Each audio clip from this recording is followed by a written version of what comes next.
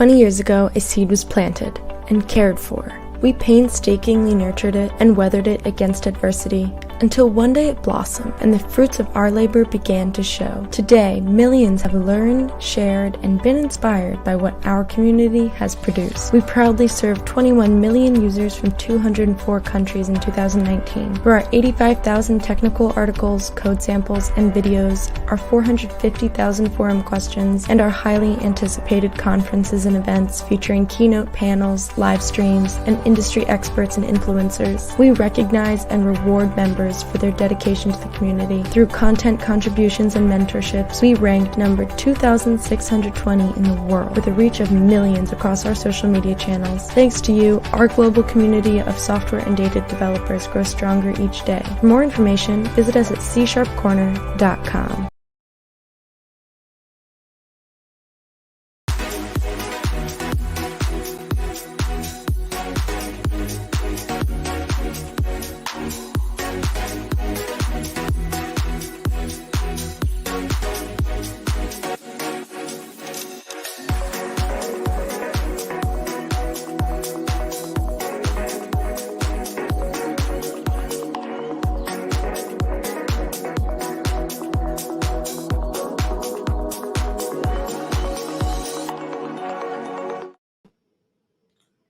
Good morning, good afternoon, good evening. Welcome to the Growth Mindset Show. This is another episode this Friday. My name is Mahesh Chand, founder of CSharpCorner and host of this Growth Mindset Show. If you're joining us first time, welcome to the show. If you are joining us back, welcome back to the show. As some of you may already know, this show is every Friday, 12 noon Eastern Time. First thing first, today here outside of Philadelphia, it's nice, sunny, 95 degrees, one of the hottest days. So if I'm sweating here, it's just hot outside here and inside as well. And then today we are actually have very exciting agenda. We have a special guest, Magnus Mårtensson. I know some of you may have already know Magnus, good friend. And I believe Simon is going to play a little video after that on the intro. We are going to have Magnus. We're going to talk about cloud, career, job, growth, community, and anything else you want to ask Magnus. Traveling, food, whatever you want to talk about. Again, as some of you may, or if you are joining us back, you already know that what we do on the show. But if somebody joining us first time on this show, we cover anything and everything what you have on your mind. If you have any questions about anything, we just talk here, okay? You can ask any questions here, but focus is mostly on growth mindset. If you're not familiar with growth mindset, check out some of our early videos, the first episodes where we're going to talk about, where we did talk about growth mindset, what it is, and so on and so forth. Here in the US and a bunch of parts of the world, summer is still going on. People are still on vacation. So for next couple of more weeks during the whole August months, we're going to keep this agenda light. But after September, we are going to pick up, and agenda will be designed, focused on certain topics, such as building better software, consulting, how to become a consultant. And we're going to focus more on specific topics. But until then, we're just going to keep it light. COVID is still here. In some part, it's growing. Hopefully, you are and your family is safe. Just stay safe. That's all I can do. All I can do is more like a reminder to even myself.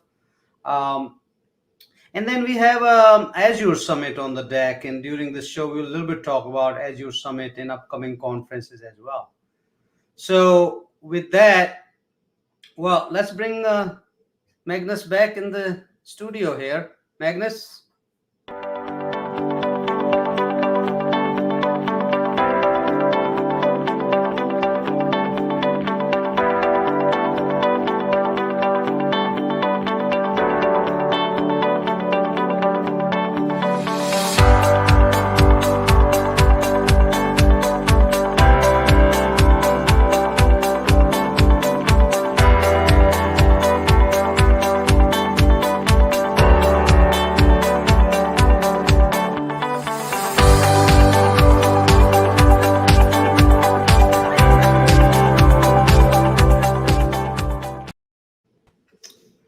Hey, Magnus, welcome to the show. Hello, Mahesh. Good to see you. Long time no see. How's everything? It is surprisingly good. I mean, if honestly, if boredom is the biggest problem you have during this pandemic, then you're still pretty well off. And by that I mean that I am. It's monotonous to work from home, not travel, not being able to go to India, not being able to travel and meet my presentation friends around the world. Right? I have some of my best friends in this industry, and I haven't seen them for 2 years or something, right? But it is surprisingly well. I get to do a lot of work from home. Oh, that's great. That's great. I think first thing first, congratulations on your new job and new role. Thanks. How's that going? It's going well. I decided to join a company called Claudion, and I am the chief product officer for that company, which effectively means in this case that I am in charge of the strategy and the development of a productization of our offering so that we will be able to sell the same offering to many customers, right? And of course have them benefit from each other's experiences. So Oh, I'm that's great. I'm a Yeah, chief product officer. Haha. that's awesome. That's Yeah. awesome.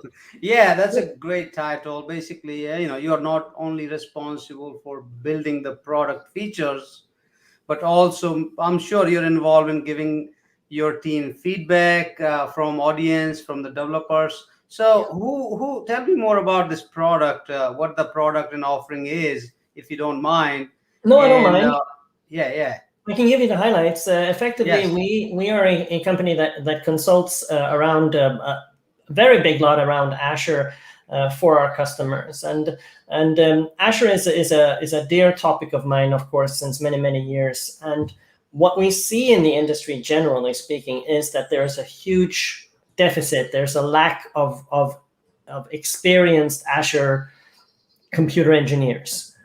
And we have some solutions that we feel are useful for our customers, obviously, that help them in with governance and compliance and operations and all kinds of things that are difficult to do, monitoring, for example, all kinds of things, right? And so what we are doing is we're taking care to create our solutions in such a way that we can repeat them effectively with multiple customers. And multiple benefits there, of course. The customers share the cost of this, which means that it should be cost effective. And additionally, if one customer has a requirement or a problem or an issue, we bring that in and we solve it, and then we can distribute that solution to all customers. So we just feel that a productization of our offering is kind of logical and that's beneficial. great. That's great. So is your company also have customers in the US, or is it more focused on Europe? Currently, this company has European customers in the Nordics mostly, but that is definitely in growth, subject to change continuously. Yeah. But yeah, the greatness is that a company can have a lot of really skilled, seasoned engineers that are really good at what they do. So no problem there. And it becomes a little bit delicate when you deal with these people because they are so good at what they do. It can be great architects and software architects and all kinds of people. And then when they start using a platform like Azure, they still don't know the secret sauce, the tips and the tricks, and how to make it run efficiently and optimized and cost efficient and secure and compliant and all the things, right? And that's where we can help. That's what we do. Okay, great, great. All Yeah. right, so everybody, welcome to the show. I see Ledger joined us from Senegal. Arjun, Sarvesh, who else is here? I see some familiar faces, guys. Welcome to the show. As some of you may already know, you can ask any of your questions here. You start posting your questions in the second half of the show, and I'm done with my questions. We can start asking your questions. Um, Magnus, we're going to cover a few things today. Obviously, one of the biggest topic is Azure and the cloud in general, and Yes. a lot of our audience, they are trying to either get into cloud or they're already in the cloud and all that. So that will be one topic I want to cover, and then I also want to cover some part of the community, and one thing before that I want to really ask you this personal question is that you were running your own, consulting company for years, Yeah. right? And then now you have moved to become an employee. So what kind of that transition look like? And if somebody's watching and they want to say, you know what, I've been running my own consulting company, what is your view on that side? Yeah, that is a great question because that caught me entirely by surprise. Yeah, you can also say why, when you started, a little bit background on you, what made you start your own company, right? Yeah, so I started my own company because I felt that I wanted to have kind of executive freedom for myself to decide how I wanted to do things. Yep. For flexibility, time. Yep. Yeah, for a person like myself, as I have experience, I know the score, right? I ran my own company for, what was it, 6, 7, 8 years? It still exists, right? 8 years or something, and I made money all the time. Like from day one, I always made money, so that wasn't an issue at all. And with that, I can be employed at any company. The thing was that I also wanted my freedom to be able to travel to these conferences and speak and share in other ways, right? Maybe decide to deliver a workshop somewhere for someone, right? I do that as well. I like that change of pace. That's why I decided to start my own company, so I could decide when I wanted to work with a customer and deliver customer work, hours and send out invoices, right? And when I wanted to maybe travel and deliver some training somewhere in the world. Like I've delivered training on 5 continents, right? So really, I wanted to have that freedom, and that's why I started my own company, LoftySoft. Yep. And then, one thing people also don't realize, a lot of people ask me all the time, I want to start my own company. Well, that's great. I mean, listen, I always encourage people to start your own company because it gives you freedom, flexibility, and all that. But it comes with a lot of challenges, right? Especially during pandemic, like you have to promote yourself, brand yourself, market yourself, and sell your services, right? Why people should be asking you, calling you to help them, or companies mostly, not even people, it's mostly companies. And then there's no guarantee that after this contract, I work as a consultant forever like you, and 3 months later, if your contract is done, there's no guarantee you're going to have another contract. So you have to always constantly keep looking for new projects, new That's clients, exactly right.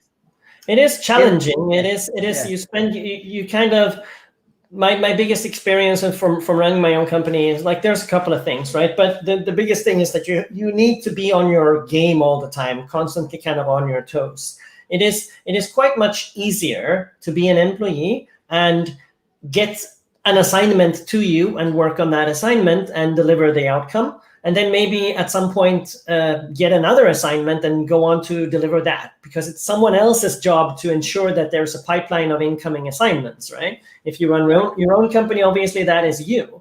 If you are employed, there's a sales team that takes care of that.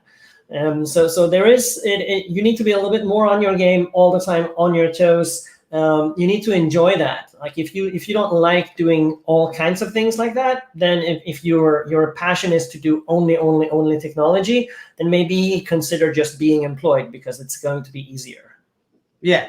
So in brief, if you want to start your own company, you have to be your own salesperson, your marketing person, your technical developer, and also your accountant and finance. Everything you have to do your own. Head of purchase is one thing that I managed to outsource, though, because the head of purchase for my company is my wife. So, she took care of that. That's there you go. Handling that, no problem. Yeah. And, with my experience, I'm sure you have been the same. There's sometimes, clients, you may not get paid on time. So you also have to be the enforcer. Oh, yeah. It is all of that. I've actually had the great fortune of having wonderful customers all the time that pay their bills on time and everything. So maybe I'm lucky, I don't know, but that part has worked out well for me. But with my experience, I've seen, especially if you're working for younger companies, startups, sometimes they just don't have money to pay, right? True.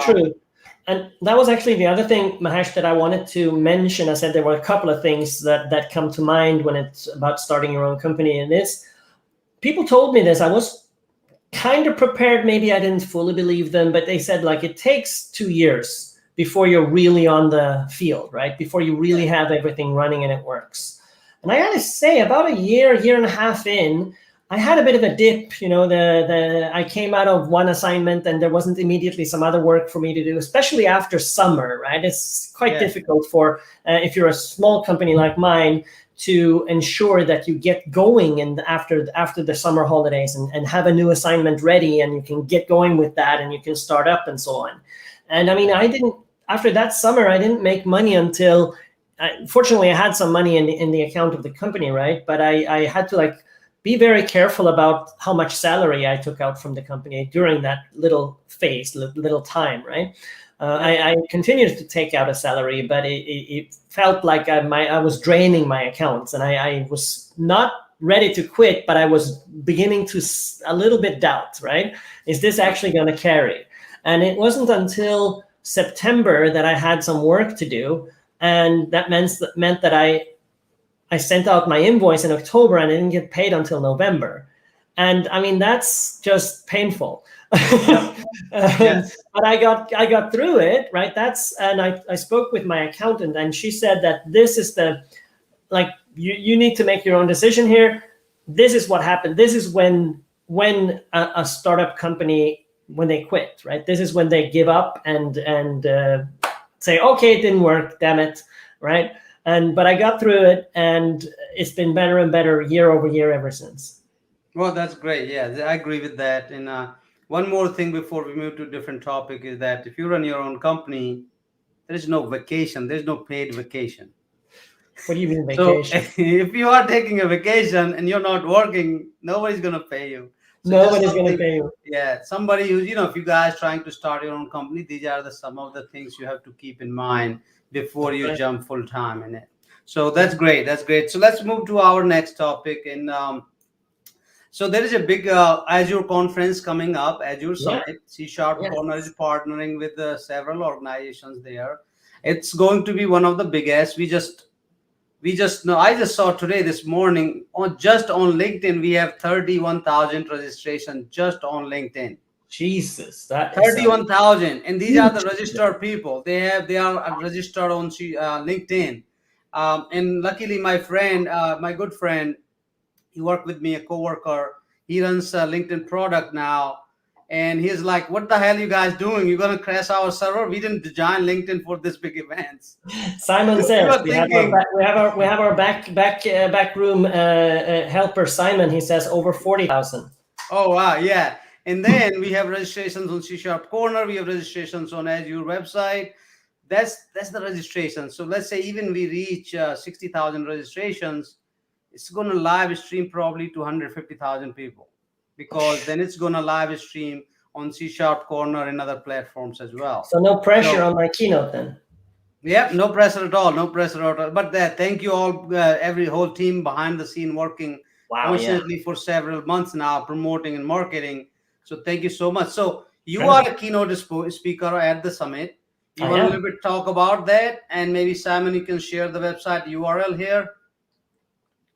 I'm sure he will. It's actually on screen. Yeah, you want to give a little bit preview of what the keynote is going to be all about? Why people should join your keynote? I'm not completely done with my keynote yet. It's still a month out, right? So I'm still okay. However, I can disclose that I will be giving a little bit of a State of the Union, briefly about what I see happening, the larger trends with Azure and cloud right now in terms of in those areas that I work daily, helping my customers, handling the larger challenges of operations and compliance and security, things that, whenever we come to a new customer, anytime we come to a new customer, the issue is that there are multiple things that they do badly, right? All customers do badly. Monitoring, governance, operations, these kinds of things.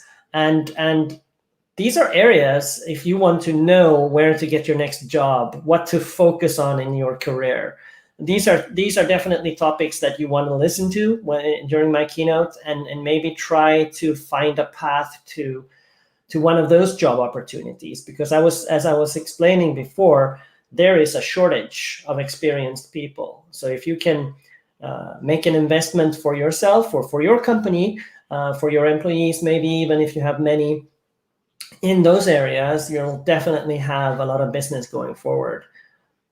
So that was my next question. If people who are watching this show, yeah. if they have to choose a next career, what they should be learning next, do you think the cloud and Azure is the way to go? Yeah, and of if course. yes, where do you think they can go and learn? Well, I mean, we can share some resources about that with the show links for this. There are multiple learning tracks and other resources that you can get from companies like Microsoft and other training vendors. And getting certified is certainly another thing that you can focus on. Of course, right? So certifications kind of start. There's something called Microsoft Learn, where you can go and look at the various areas where you can get certified. And the certification is certainly one good way to learn a lot of things, or maybe a little of a lot of things, right? So you kind of know the lay of the land in a certain area. And then you, of course, need to start working in that area to find your specialties and what you focus on the most, right? But yeah, I mean, the kind of general terms there, but still, I would definitely invest if you're an engineer, right, and you want to have an exciting job future. I would definitely invest in cloud skills. It doesn't have to be Azure cloud. I happen to spend my time on the Azure cloud. It could be either of the clouds or any of the clouds. Do whatever you like. What makes you happy? Azure cloud is certainly a really good investment. Yeah, all cloud. You're right. All clouds are growing, right? AWS, Azure, all of them. Google, everything, even Alibaba, everything is growing. Numbers I heard a couple of years ago. So they may have, they've changed a little bit, right? But a couple of years ago, I heard some numbers that said like, okay, so now we have all of this cloud. Everything is cloud, cloud, cloud, cloud, cloud. You hear only cloud when you talk to people, right?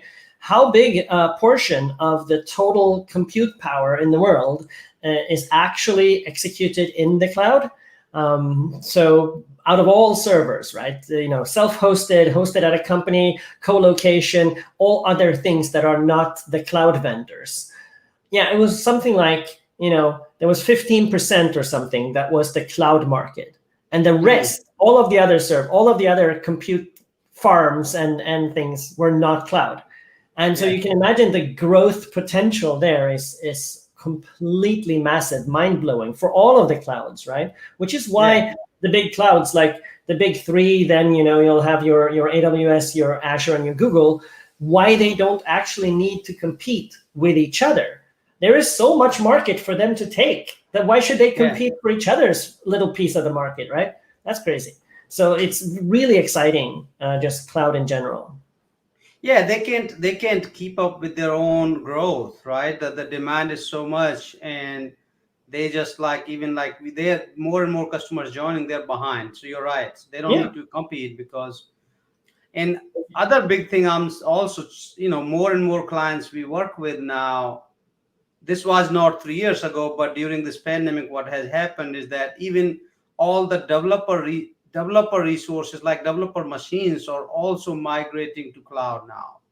So companies are saying, hey, you don't need laptop anymore. All you have to do is log into our cloud in AWS or Azure, and we have your machine set up there. Just work there.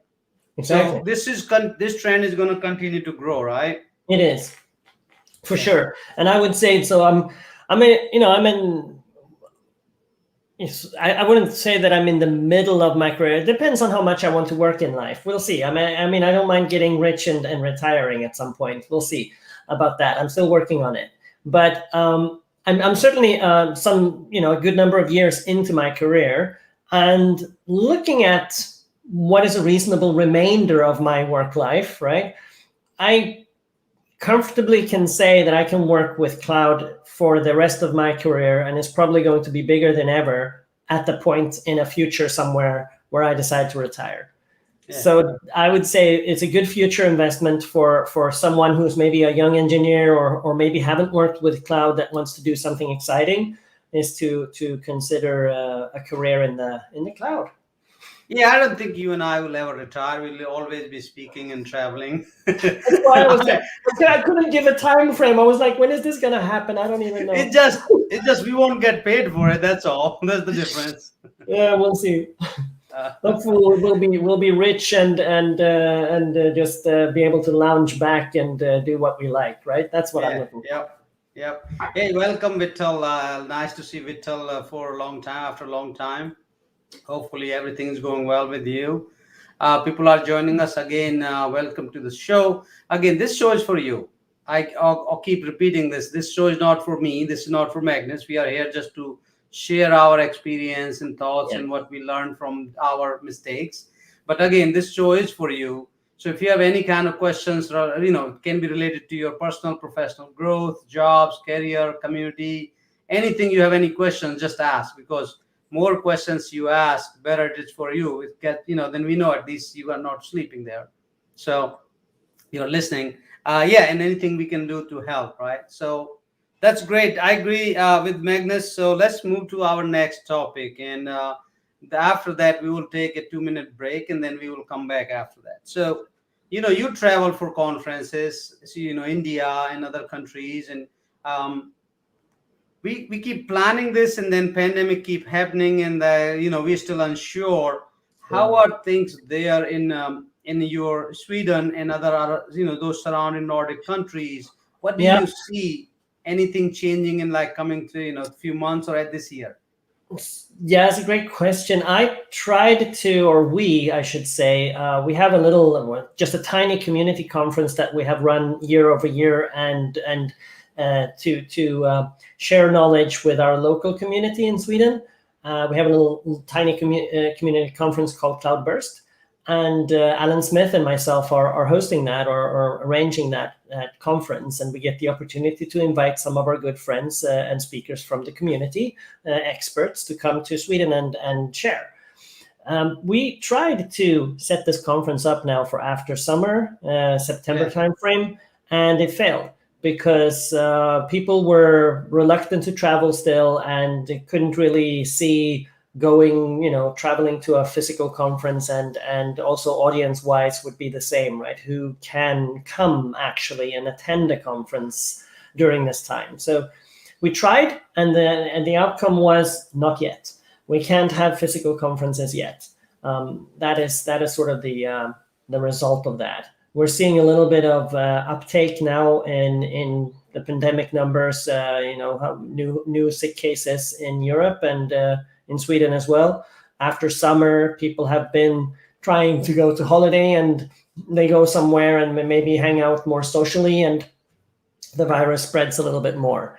But we are doing very well in terms of vaccination and so forth. So I don't know. I think physical conferences are probably definitely out for this year. I hear that there are a few physical attendee conferences happening, but larger conferences for sure will not happen yet for a while. Yeah. So same thing. We are on the boat. We were planning to do something in India, but let's see what happens. What happens, what happens after this, I would say October or so. If things go better, we will try to do something. So everybody, again, we're going to take a 2-minute break right now. It's we are at 12:30. I see some couple of questions in the here. Neo, thank you for asking question. Everybody, feel free to post your questions. In the second half, we're going to take your questions. And Magnus, I'm going to ask you a few things which were not on the agenda, and mostly around. So one of our topic in this growth mindset is build better software. So we want to focus not just learning how to build software, but how do you build better software, right? And if you become a senior, if you are like a 5+ years experience, 7, 8, 10 years experience, you are lead, you are an architect, your focus should not just be the building quicker, faster. That's great, but your also focus should be that, is it really better? Is it a future proof? Is it like a sustainable? Is it scalable? Is it all reliable, and so on and so forth? So when we come back, I'm gonna pick your brain on that. If you are helping this company, well, first of all, how are you guys do that? And do you, let's say if your audience are developers, software developers, uh, how do you get their feedback? How do you make your software better in different ways? So Right. anything, would love to get your, thought on that side. And everybody who has joined us today, thank you so much for hanging out on Friday. We will be back in 2 minutes. COVID makes us feel like this, and work from home like this. But what if work looked like this? With a leader like this, and a payday that feels like this. Learn how to change your mind and your mindset with the Growth Mindset Show every Friday at 10 a.m. Eastern. Here at Mindcracker, we create artificial, virtual, and mixed reality games and apps, voice-enabled skills and apps, and intelligent apps, and integrate AI with IoT products. We offer advisory services for innovations and startups. We provide cloud and code security and performance services. We also offer AI/ML blockchain development, consulting, and training. Just visit www.mindcracker.us to make your dreams into a reality.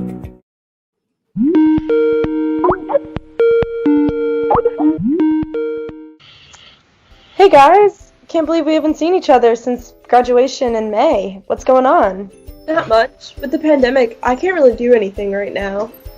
Me too. I mostly just stay at home, hang out with my dog, and watch the news. I feel you. Have you guys been able to get jobs yet?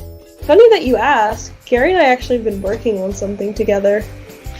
Yeah, we came up with an idea for a startup that's an app that will help us stay active since we both have been sitting around so much during this quarantine. That's genius. I could definitely use something like that. When are you guys launching it? Well, that's the issue. We don't really know how to build it, so we're kind of stuck. I know of this company that does startup advising if you guys are interested. Oh, really? Yeah, they're called Mindcracker, and they'll help you validate your idea and connect you with angel investors and help you build everything from your product MVP to your technical team and even your go-to market planning and execution.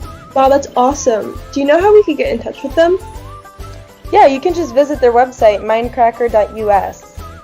That's awesome, May. Thanks. I'm excited to get started on this. Of course. Good luck, guys, and let's talk soon. Thanks, May.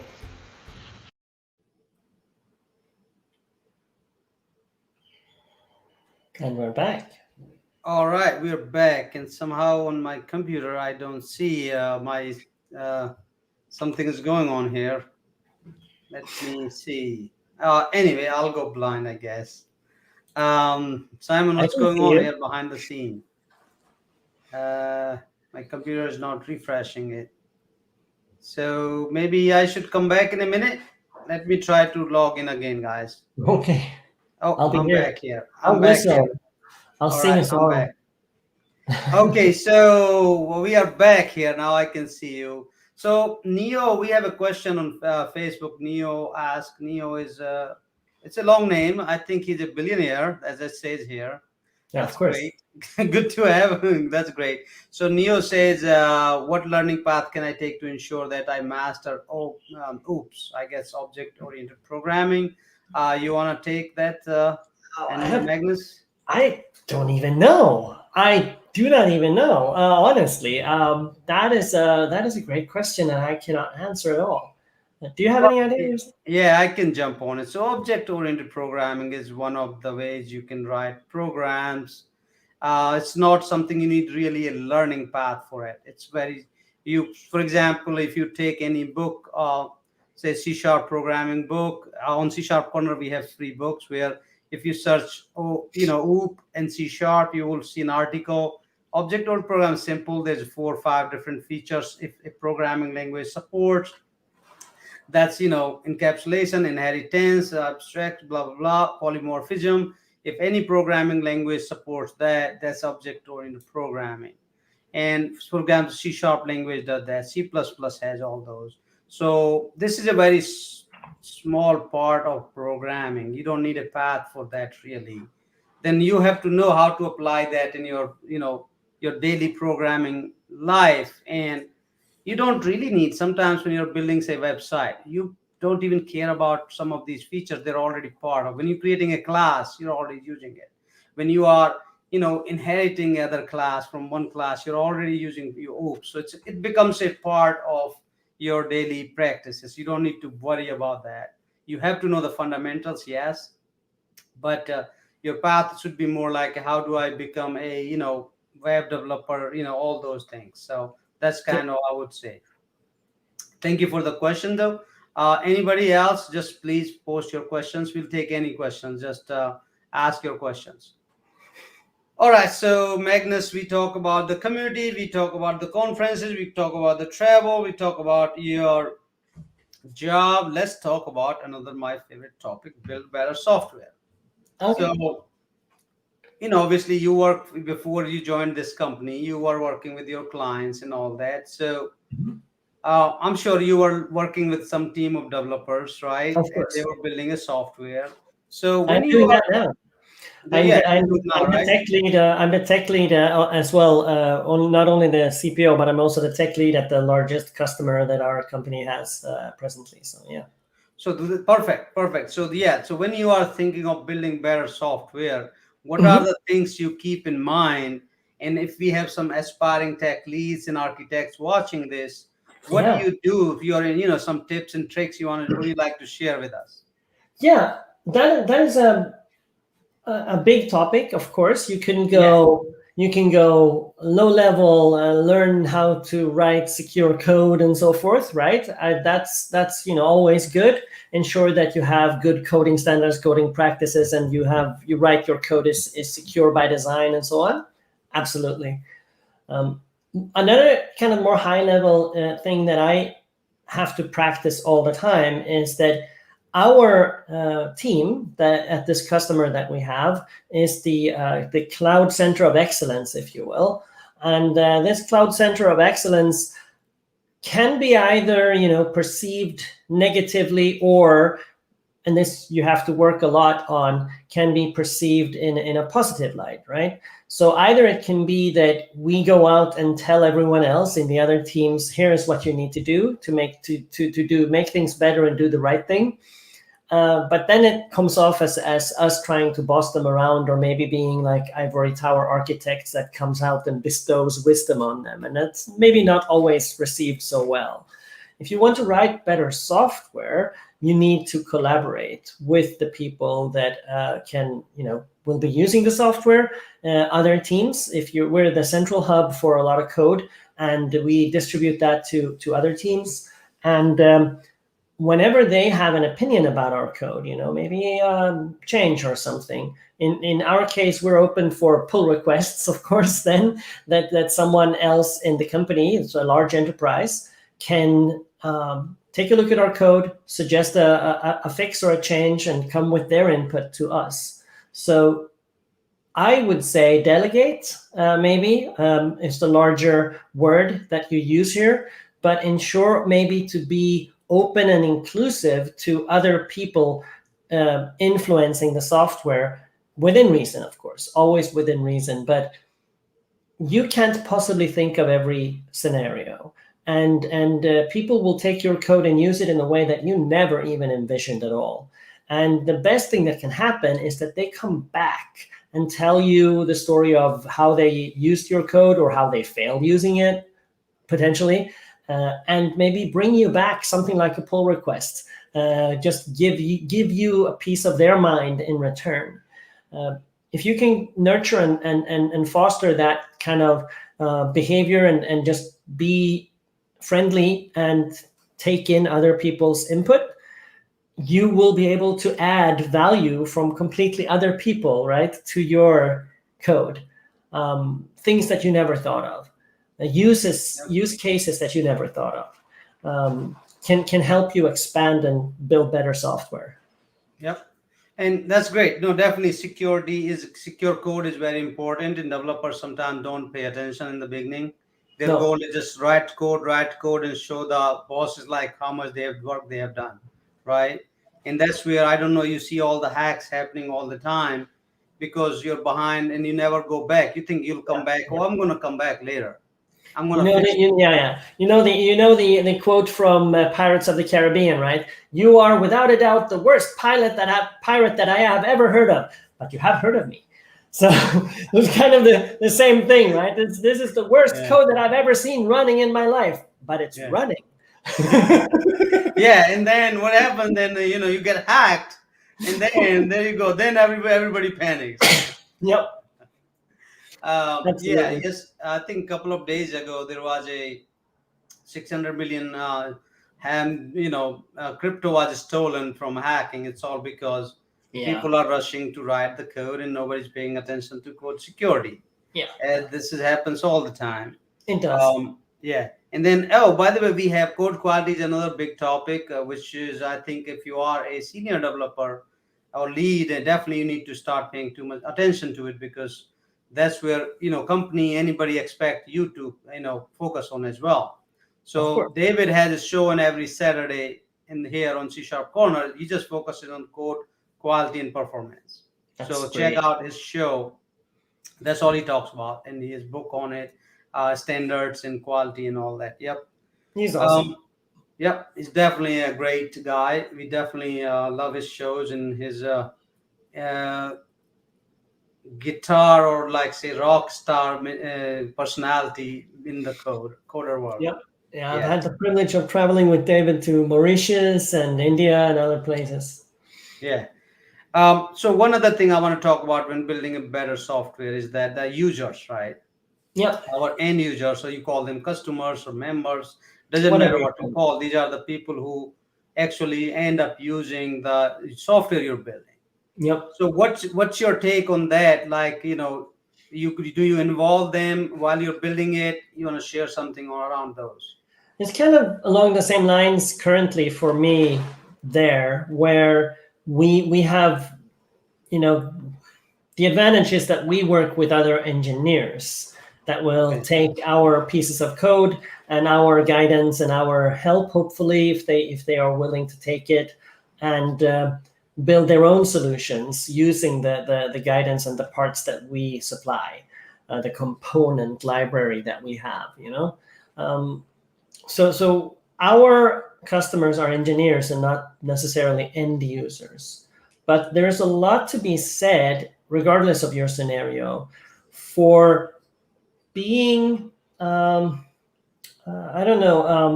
delicate enough, or maybe, you have to be able to listen and maybe take in the suggestions that come from your users, and maybe politely not say no, but maybe say, thank you for the input, and we will, consider this.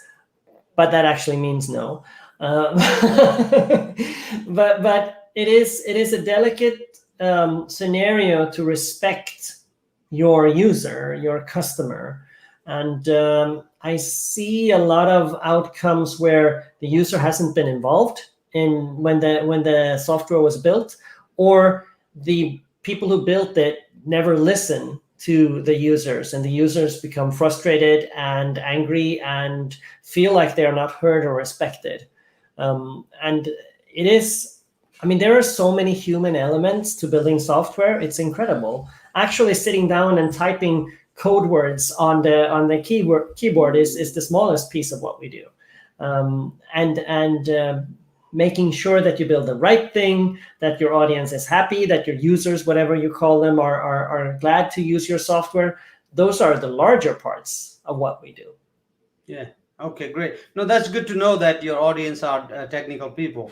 So if all these people watching this show, they're technical, right? Can they go and try out your software, or is it first they have to deal with your company and sign up some kind of agreement and all that? How does that work?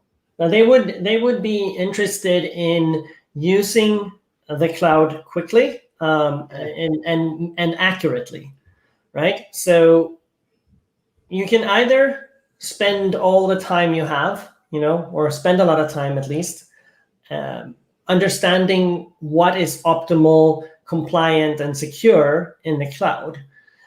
Or you can take a proven library that is already there and start using those building blocks to build your own solutions, and ensuring then by design that you are compliant. So you would be a company building software, or a large organization, maybe an enterprise. Technically, it would work for a smaller company as well to use our components. I'm not sure that I see that it is feasible to buy our catalog of components if you are a smaller company. But anything is possible. So that would be the target audience for what we are building. Okay, so I'm definitely going to check it out, because we may be a small company, but we have larger clients. There you go. Right? So if we like some components, we can go to our large enterprises, Comcast, and say, hey, rather than writing code by ourselves, what about we just take this component from here and use it? Obviously, they still have to buy the license and all that. But I'm definitely interested in learning, see what your company has to offer. Maybe we can have some call from your team, figure this out. That'd be cool. Yeah, totally. Well, we are almost tail end of this show. A couple of things, we're going to close it early, maybe 3 more minutes. What's your plan now? So we done with all this. Summer is almost, looks like. What's your plan this summer? When you going back to like a full speed in work? And then anything fun you have planned? So I'm back full speed at work already, actually. Okay. My summer holiday was not that long, but it's still summery and kind of warm here in Sweden, so that's nice. My plans are to go full speed ahead with work now for a while, I guess, and maybe look forward to planning some travel and holiday in the near future, I hope. I don't know. But now it's just back to business as usual. I guess that's maybe not exciting, but yeah, I actually like what I do, so I think it's pretty exciting. Well, that's great. That's great. So, well, listen, this is Friday. I know you're going to go for dinner and hang out with family. I won't take you much time. I'll give you 10 extra minutes from this show, which I have. But next time I'll take it more from you. And anything else you want to plug in before we close out this show? Yeah, I just want to say that I'm looking so much forward to the Azure Summit conference. Like, really, that's going to be great. It's for me, that's so super exciting to be able to join you. And I wish, remember, right? We were trying to make plans for the CSharpCorner conference, the annual conference in Delhi, and the pandemic hit, and we had to cancel everything. It was just terrible. I really, really disliked that we were forced out of traveling. So if I'm looking forward to anything, it is for people to get their bloody vaccination so we can get this thing under control and then get back to somewhat of a normal life that comes after the pandemic. Yep. So I agree. Everybody, if you watching, please get your vaccination done so we can move ahead past this pandemic. With that, I think everybody, thank you so much, Simon and the team behind the scene, for all the hard work you do. Everybody doing a lot of social media, and thank you everybody for joining us. And Magnus, thank you so much for providing all the insights and advice to people. It's absolutely my pleasure. Thank you. Thank you so much for having me. And enjoy your weekend. I'll talk to you soon. Yeah, thanks, man.